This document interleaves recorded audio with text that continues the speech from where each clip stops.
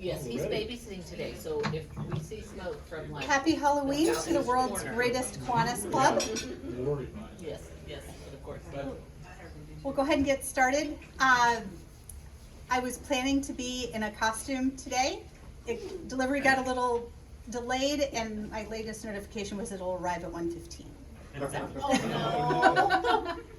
So if we can get 25 people to next week's meeting, I will wear the costume. But in the meantime, I am dressed as Rotarian because that's the scariest thing I could think of.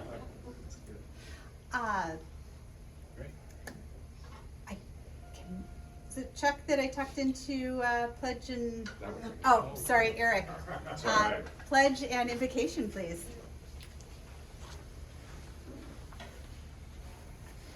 I'm in costume today too as the starving architect.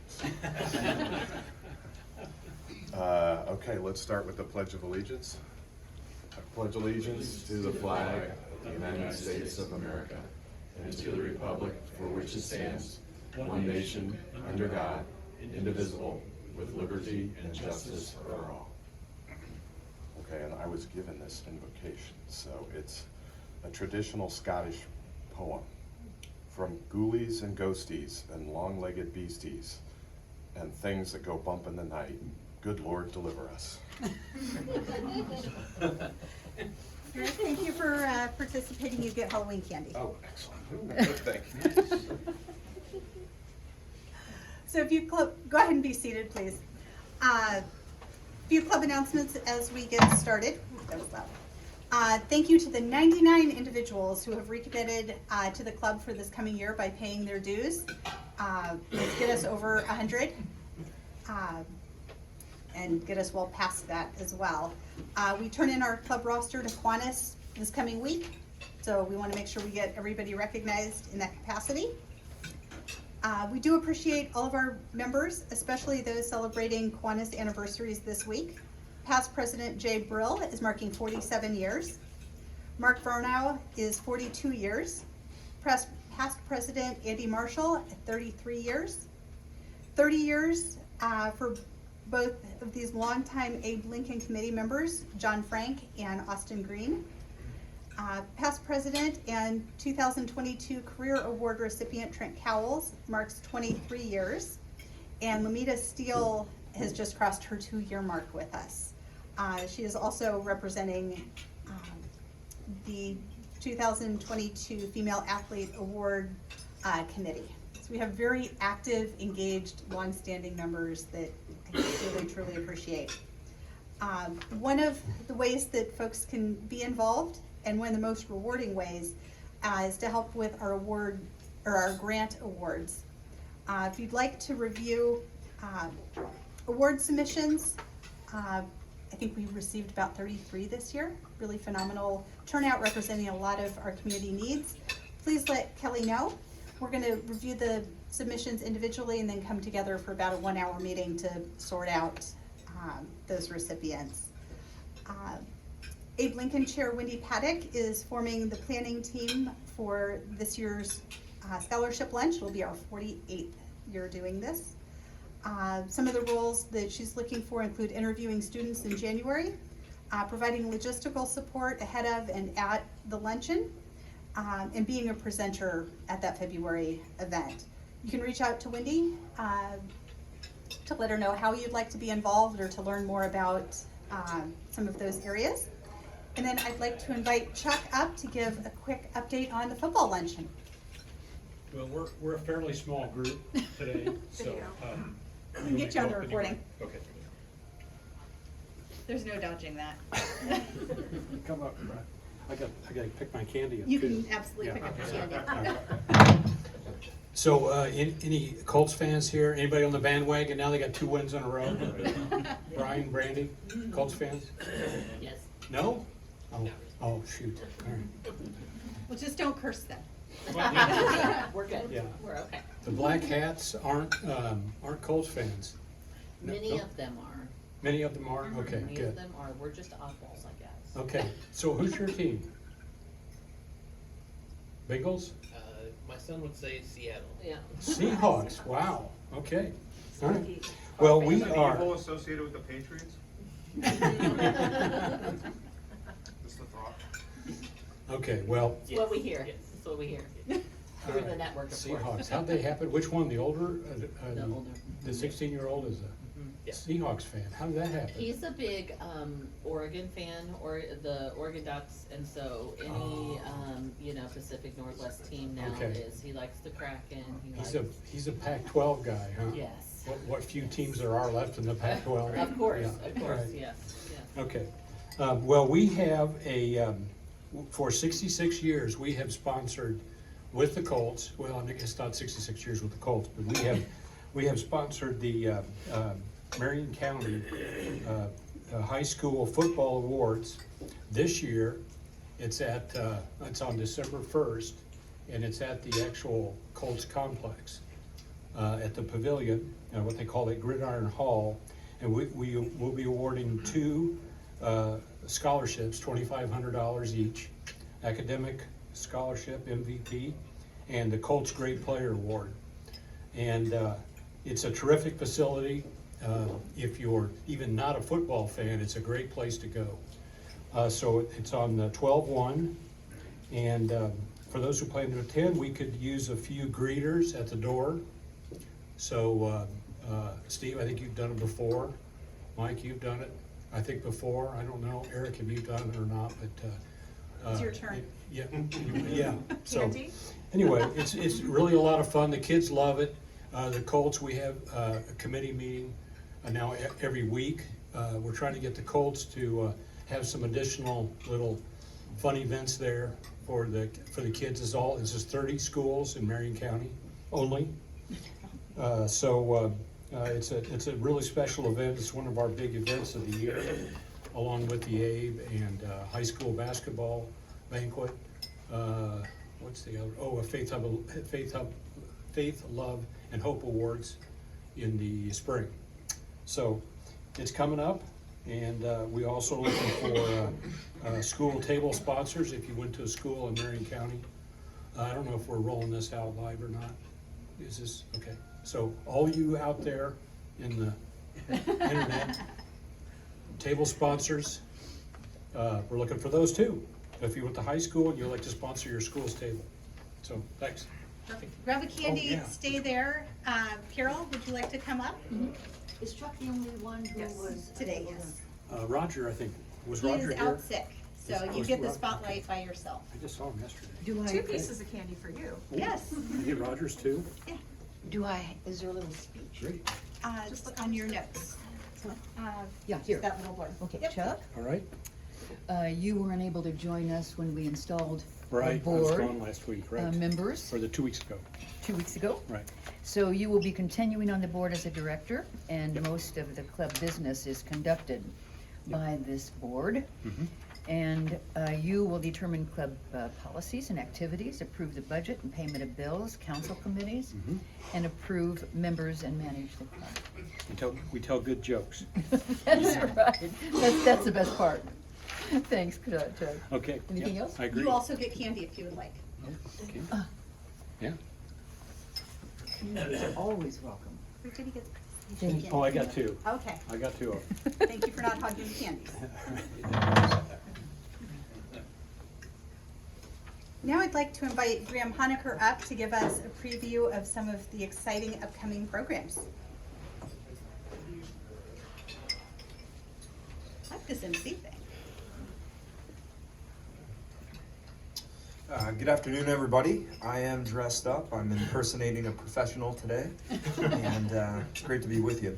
We really do have some great programs coming up, and awesome to hear about 99 members sending their dues in. Want to see, come on back. We want you at these programs because they're really good. Chuck mentioned the Colts program. That's really important. Their commitment to us, that we have a commitment to them to show up in full force and get back out to the training facility. That's a great awards program as it is, but we really need to support that event. Other programs coming up, I'm biased on this one, but we have Drew Tower, who is the new executive director of Project 44. That's an organization I'm very involved with that promotes bone marrow transplant and bone marrow registry awareness. He's doing some really neat things with the organization, so I hope you'll be there next week. The other one I'm really excited about is November the 3rd. We have the author Kirsten Grind, who's written a really fascinating book on, how many of you are familiar with Zappos, the company Zappos? Okay. I am, because we seemingly have a box of shoes showing up every day at my house. The founder of Zappos was a brilliant guy named Tony Hsieh, great entrepreneur, who sadly passed away last year, really of mental illness. And so I'm gonna do a Q&A. She's in San Francisco. She's a big time writer out in San Francisco. We're gonna do a Q&A on Zoom about the book, about the story, and about mental health, which, you know, affects all of us. So I hope, again, you know, this is an opportunity for us to be on there, but such a great opportunity to bring people in at no cost to join that Zoom. If you're interested in business, entrepreneurship, and specifically mental health, it's going to be a great program. Ted Green, good friend of mine, comes back on 11/17. Has anyone seen his new movie on Carl Erskine? Fantastic film. One of the better documentary. Yes, sir. It won the Choice Award. It did. Public Choice Award at Heartland. Just won an award at Heartland Film Festival. Amazing story. He's going to be here to speak about his new film.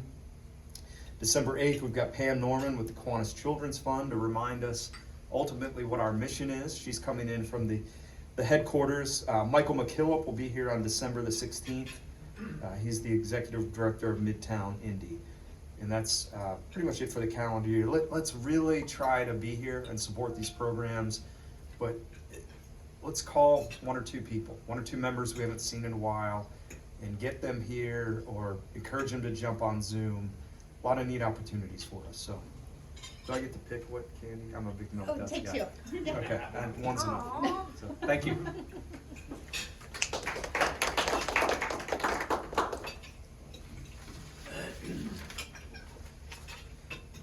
I'm super excited about the rest of this year's programming, and then next year, as we kind of change up the rhythm, we're going to take some field trips. We're going to continue to have amazing speakers. We'll add in more and more service opportunities. So stay tuned for those announcements. But what we all came here today for, they are known for their integral presence in the Irvington Halloween Festival. The Black Hat Society of Historic Irvington was formed in 2016. This nonprofit is a group of friendly, energetic folks in and around central Indiana. Based on their mutual belief in supporting neighborhoods and people, they participate in community events, volunteer, and support neighborhood charities. They are theatrical witches. I was told to say that, or there might be a hex put on my house. And they have many different backgrounds and beliefs. But they encourage everyone to have fun, be themselves, make friends, and express their creativity. Welcome to the mic. You also get candy for playing along. Fantastic. Doesn't melt on me. Even as a witch, I'm not immune to melting candy. I mean, melting other ways, maybe. Well, thank you so much. We are so honored to be here to share something that is near and dear to our hearts that we love so much. And we love it when we get folks who are curious or have questions or want to be involved. My name is Brandy Thomas, and I am the Vice President of the Black Hat Society. I joined in 2018, and then I have with me, go ahead. I'm Brian Thomas. Hi. Kate Mathen-Schufelt, cohort of 2020. And so we are just excited to share the Black Hat Society with you. So I have a PowerPoint. Do you want to click so you don't have to talk? Yeah. Okay. You want to do that? Sure. He's an IT guy, so you know, talking in front of people is not. He prefers to be behind the screen. You need help, Brian. So Kate and I are going to do the majority of the talking, and we're going to kind of jump back and forth. But this is super informal, so if you have questions, please let us know. We decided that we would start. Go ahead and flip the slide. We decided that we'd talk a little bit about Irvington. Is anyone familiar with Irvington? Anyone have any connections to Irvington? Yes, a little bit. Okay. So Irvington was founded in 1870 by Sylvester Johnson and Jacob Julian. You will see those names throughout Irvington. The IPS school there is the Julian School. Originally, it was a suburb of Indianapolis. It was not considered a part of Indianapolis.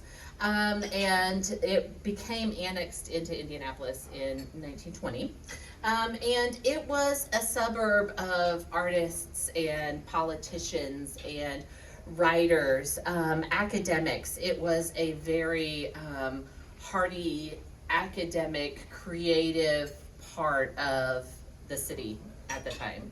And also where some people had their summer homes outside of the city. Yeah. Go ahead. So, like I said, originally it was this academic heart, and so a lot of people don't realize this, but it was the original home of Butler University. Yay, Butler. We have a 2-year-old who is obsessed with the social media account of Blue Doggy. So we were at Bricks and saw Blue Doggy, and it made her week, I think. There are the original Butler buildings are not there, but there are some original buildings to that time period, most notably the Bonnet Thompson, which is kind of our home address for the Black Hat Society, is an original building from that time period.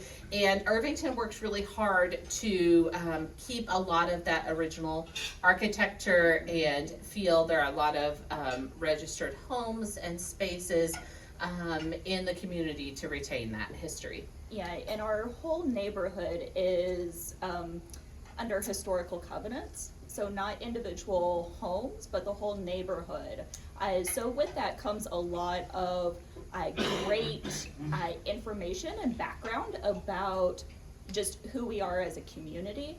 And thinking of Butler University, where my home is, for a while was a boarding house, and Coach Hinkle stayed there while first coaching at Butler. So. And I think, we have a photo of Butler at that time period. So naturally, this kind of lent itself to Irvington being a draw for academics and creatives, and as Kate said, there's lots of historical preservation, and so that naturally just kind of led to Irvington becoming this kind of historic draw for people, especially people who were interested in maintaining that history and maintaining that historical preservation. In 1947, Irvington decided to host its first Halloween festival, and that was born out of a desire to get folks involved in the community, to get families involved in the community. And I don't know if you know anything about history at that time period, but at that time period, Halloween post-World War II had become kind of a night of vandalism and a night of mischief, not in a good way. And so this was a way to take hold of that energy and that excitement at a time of change in the year and really put it to good use, basically. It's really hard to find photos from that time period. I'm certain that the Irvington community has its own historical society, and I'm certain that they have some photos, but I couldn't find any to put in our slideshow today. But this is certainly an older photo of one of the first Halloween festivals. Yeah, and this year we are celebrating the 76th, I think, Halloween festival. So it has been running for a long time. Yes, long standing. And so Halloween in Irvington, as you can imagine, with that history, takes on a mind and body of its own. The Halloween Festival is not a single day event, but a week-long event.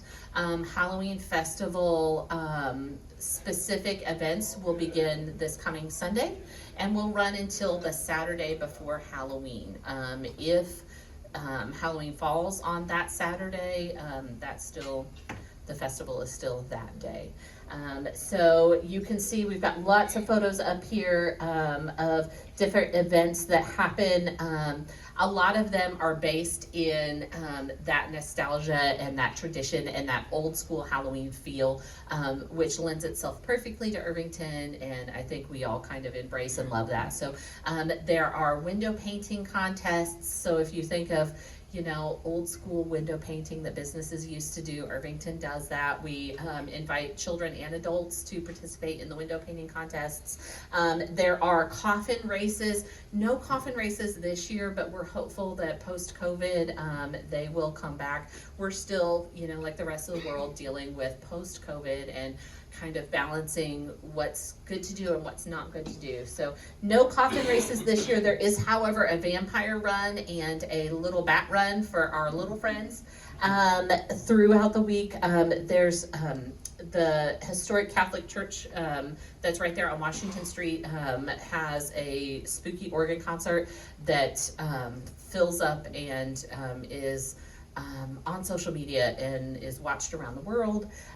We have a old school marionette puppet show, so lots and lots of fun things. There's ghost tours, because as you can imagine, a community that has such a vast history, there may be a little bump in the night in Irvington, and you can go check that out for yourself on Friday and Saturday nights, both this Friday and Saturday night, and then I think next Friday and Saturday night as well.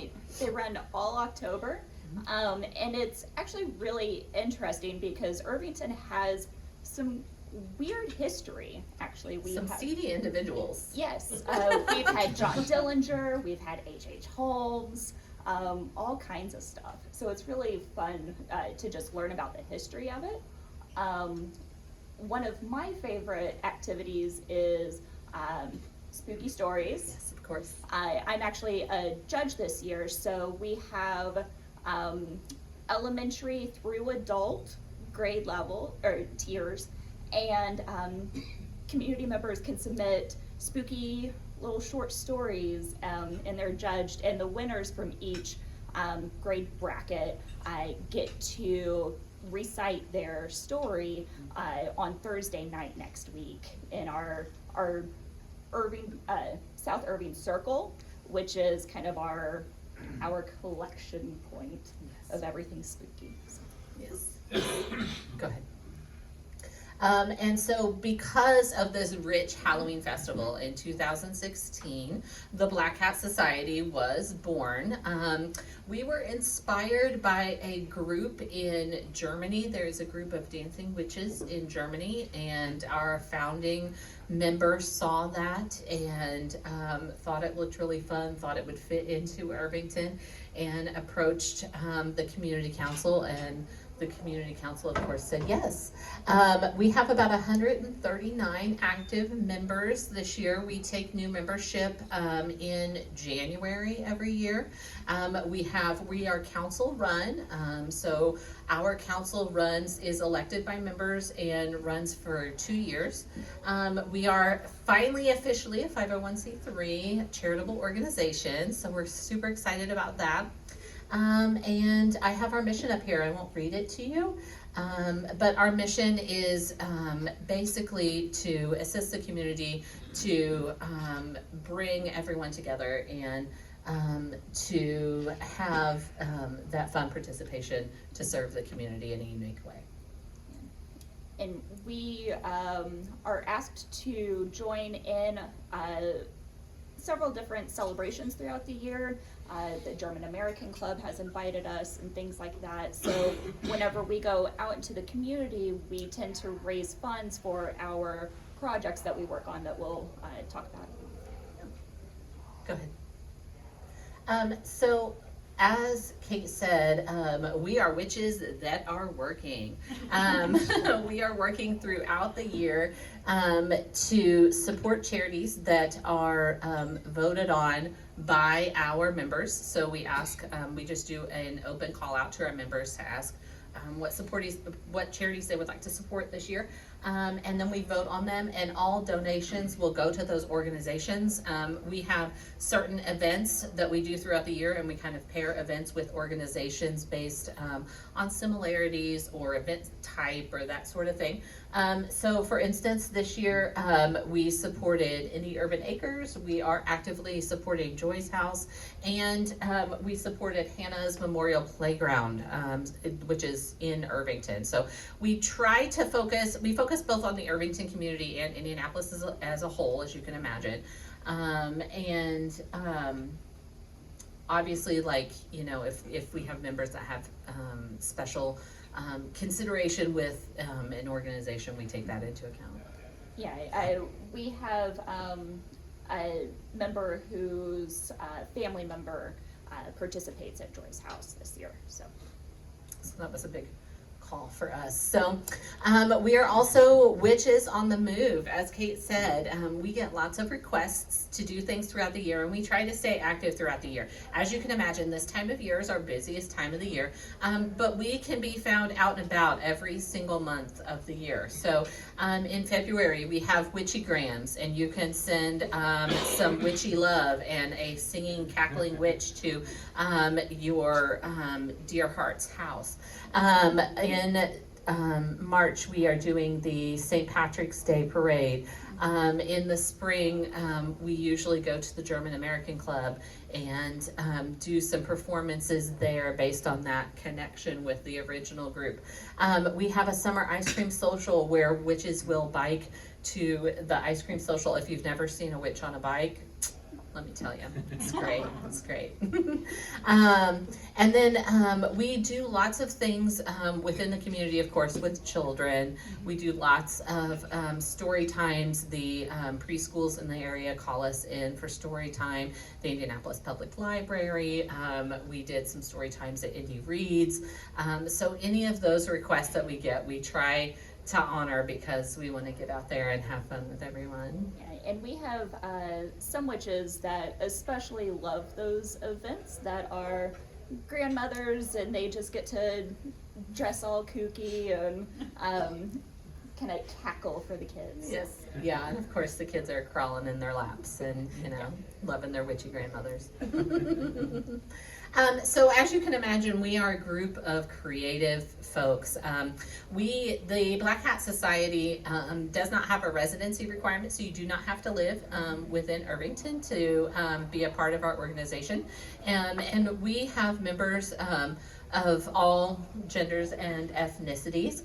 And we all kind of have our own personalities. There are no set rules for being a witch. And so our personalities or our personas may change based on the events, the time of year. Some of our events have a theme. So for instance, this photo here in the far one over there, the glasses photo, those are taken from St. Patrick's Day, and so that's our woodland witch theme, so you're going to see more nature and that sort of thing. The photo here and here is from our midsummer event, so very light, very airy, very floral. And then the far photo is from the German American Club, so you're going to see kind of a more Germanic feel to those photos. So we just encourage everyone to kind of be themselves and play up the natural things that they have in their personality. A lot of witches may do their character or base their character on their ancestry or historical connections. So we have Celtic witches, we have Germanic witches. we have everybody kind of pitches together. So we have costuming workshops, hat workshops, broom making workshops. Some of our witches are thrifty witches, and they are excellent at finding all of the goods at all of the local thrift shops. So if you see someone, with maybe multiple layers and some long hair who's scouring the racks, might just be a black cat caught in the wild. But several of our members are very crafty in terms of they make their costumes, they sew, things like that.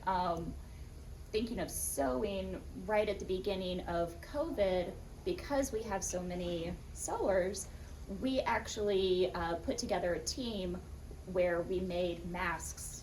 Sewed, I think it was over 1,500 masks in the first couple of months of COVID to distribute to the community centers and things like that, the people who were ensuring that our community still had their needs met. Thank you, that was good. So where can you fly in to see us? As Kate said, you can find us at A Night Out in Sleepy Hollow, also alternatively known as Spooky Stories. That is this Thursday at the Irving Circle Park at 7 p.m. That is where the winners will be announced for the story writing competitions, and then the Black Hats will be there to perform.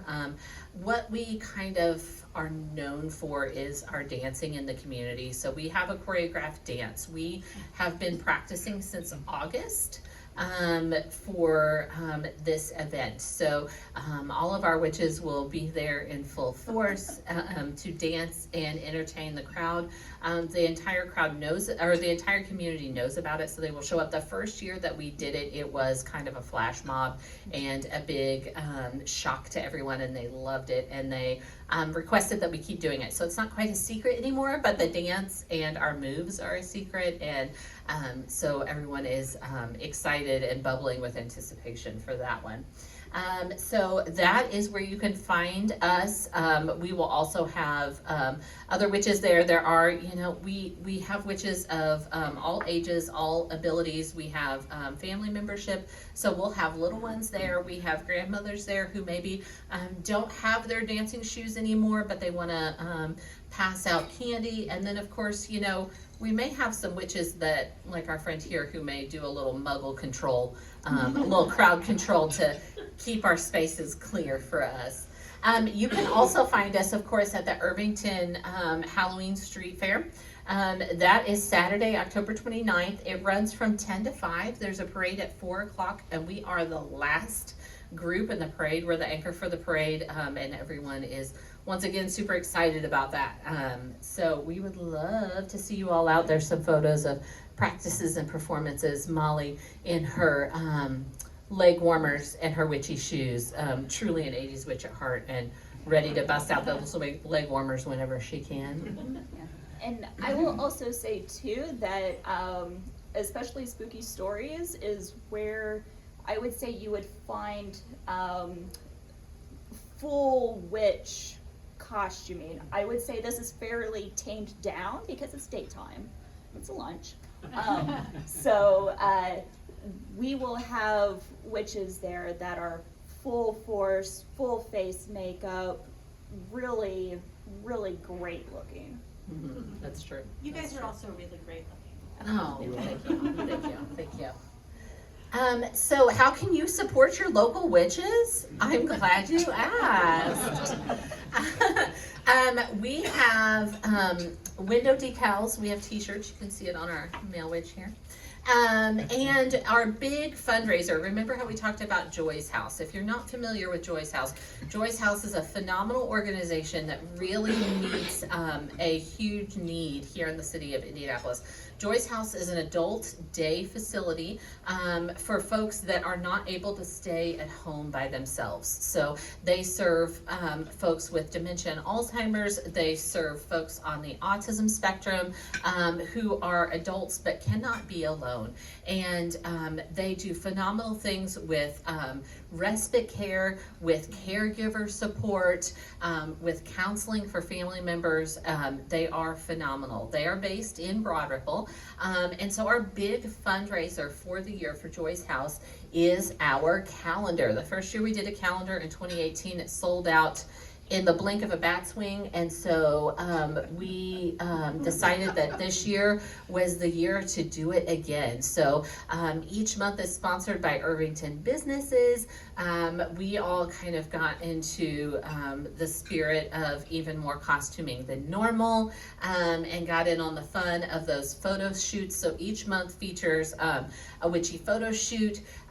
There are coupon inserts in our calendar, and so that is our big fundraiser for the year. Calendars are $15. They can be ordered on our site or purchased from us directly in person if you come to any of the events. And all of those proceeds go to Joy's House. So we are really trying to hustle our brooms and, you know, make as much money as we can for that fantastic organization. So here is our website. That is a website that you can purchase merchandise from, order calendars, all that sort of thing. Or also just donate. I mean, yeah, there is a donate button too. I mean, what if your cat walks across your computer and hits the keyboard? I don't know what to do. But to find updated information about where we're going to be, performances, that sort of thing, our Facebook page is regularly updated and is the best place to find your haunted happenings with the Black Cat Society. Does anybody have any questions? Yes? You had mentioned H.H. Holmes, and that was the incredibly demented killer in Devil in the White City. Yes. Was one of his victims buried in a house in Irvington in the basement? A child. A child. That's right. It was his right-hand man's son, right? Yeah. Okay. Is that house still there? So, funny story. We as a community thought that the house had been demolished because who would want to live there afterwards? I learned on the ghost tour last year, actually, that the house was actually moved from its foundation to around the corner, and now it's an Airbnb you can rent. Oh my gosh, are you kidding? Yeah. That was, there's at least 3 architects here that I know of in the room. Have you guys read that? Oh, yeah. Devil in the White Yeah. City? Oh, yeah. Unbelievable.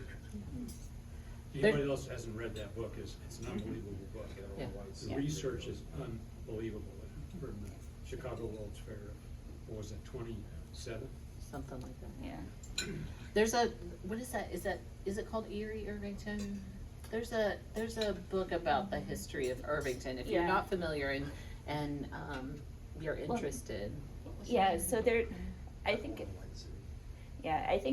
there's a book called Erie Irvington, but also if you decide to go on the ghost tour, the guide wrote a book called Ghosts of Irvington that you get with your ticket. Yeah. Does anybody else have any questions? Yeah. I've got a number of family members that have passed. Do you have any activities around seances? Absolutely, we do. The Tuesday night, so next Tuesday night, there are seances. Are they at the Ice House or somewhere else? They were at the Magic Candle before. They might be at the Ice House this year. Yes. If you look at the Irvington Halloween Festival website, just Google Irvington Halloween Festival. It will list all of the information, but there are seances and psychic readings. Those are advanced tickets, so and they do sell out. So go ahead, but yeah, there are. We are theatrical witches, but there are folks within the community that have abilities that tap into that. Intriguing. Thank you. Yes, yeah, absolutely. Anybody else? What inspired Yes. you each to become a Black Cat Society witch? Well, I can say for me, I grew up just south of Irvington. So I have never lived in Irvington proper, but knew about the history of Irvington and found it interesting. And my father's family always took Halloween to a whole new level. It was not uncommon for little Brandy in the 80s to be pulled out of school half day on Halloween because we had to have time to prepare costuming and all of that. Anytime there was a Halloween costume contest, my dad was in it to win it, and we usually did, actually. He'd be like, look at my costume. I mean, look at her costume. He was an aerospace engineer, so, you know, my costumes usually moved or had some sort of, you know, dry ice effect or something. And so Halloween has always been near and dear to my heart. And so when the witches opened up enrollment, I went to a meeting. I thought, you know, I'll go check it out.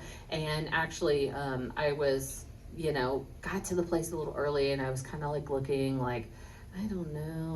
Are these people really witches? I don't know what's happening. And we were sitting in the car, and actually he was with me, and we saw like a couple furred, feathered ladies walk in, you know, with all of their stoles and hats and everything. And he's like, I think you found your people. And I joined that day because it's the perfect mix of Halloween and fun and philanthropy and service that I like.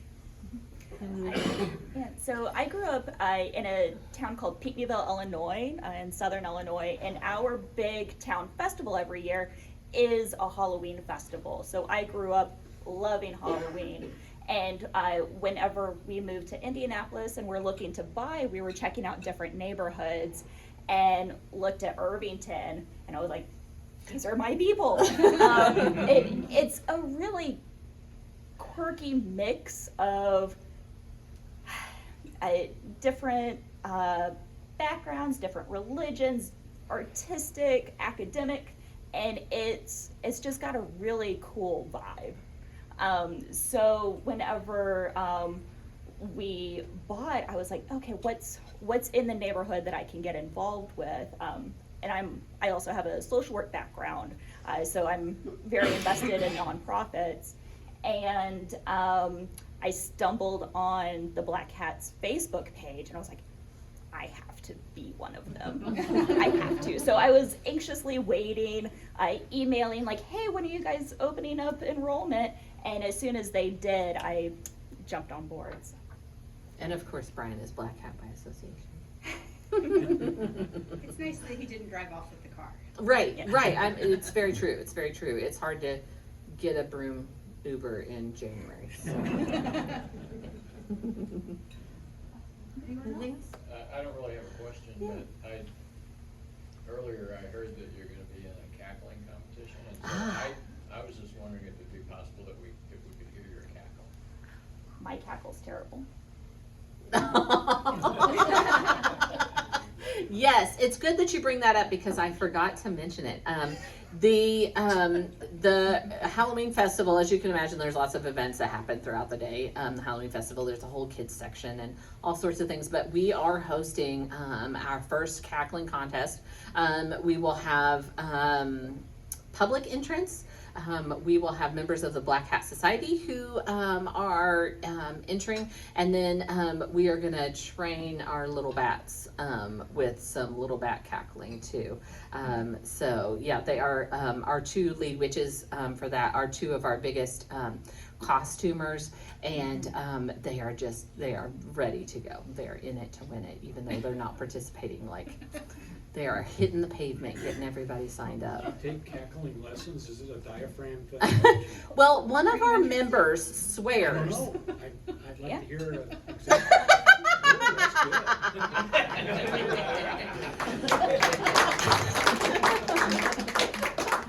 That's good. You know, tone down a little bit because the acoustics. One of our members swears that you have to put your tongue on the roof of your mouth, that forces the air to come from deeper in your body, and she swears, put your tongue on the roof of your mouth behind your front teeth, and it pushes it, makes it kind of a humming.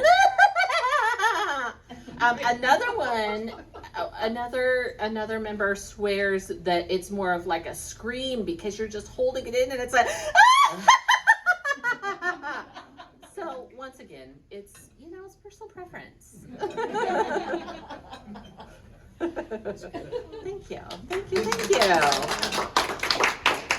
you so much for having us. It was a pleasure, really.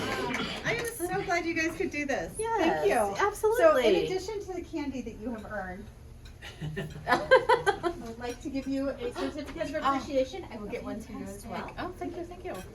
And the donation will be made in your names to the Equitable Food Access Indianapolis Neighborhoods Initiative. Oh, thank you so much. Oh, that's fantastic. Thank you. Brilliant. Brian, will you take a picture? Actually, would you someone like mind to be taking in the picture? Yeah. He doesn't really like it, but He'll give you the shirt off his back. The right price. Okay, so we don't have any with us, but if you come to Spooky Stories or Festival Day, we'll have them out with calendars and the decals. yeah. Oh, and you can order online as Yeah. well. There's a Thank you couple so on there. much. Thank you. Thank you. Excellent. you. Well, thank you. Yes, and big candy if you'd like.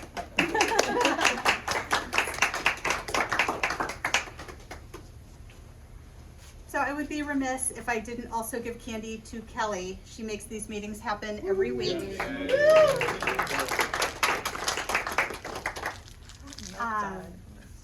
And then I was thinking about some of the traditions that we've had in the club, and I remember during Mike's year, he would always wrap up with a Kiwanis fun fact or moment of history. I don't have one for you today, but I did learn that 90 years ago today, just ahead of the 1922 elections, FDR had a campaign stop in front of the English Hotel, which is just one spoke is where the old Anthem headquarters was. I've got a picture on my phone. I should have sent it to you to put up on the PowerPoint. But the circle is covered with people shoulder to shoulder. They were packed in to see the governor of New York State, who would soon become our president. So that is your moment in history today. Please join us next week for Project 44. I am most excited to hear about the transformation of their organization from just a quick idea of a bone marrow drive to something that is truly sustainable. Yes. Is that a Zoom meeting, Graham, or is that live? It is live and in person. Next Thursday. Yep. With that, meeting adjourned. I will not cackle us out.